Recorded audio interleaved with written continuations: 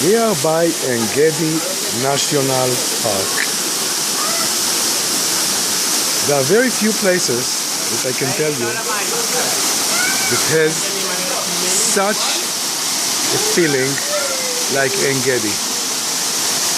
Nahal David Canyon, already mentioned in the Bible, like David is hiding here from Saul, and in the book of Song of Songs, lovely fresh water that comes from the mountain of Hebron, which is just on top of us.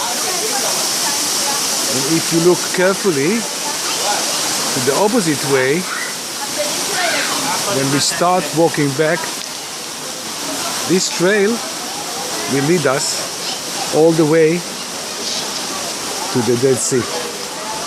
Isn't that beautiful? So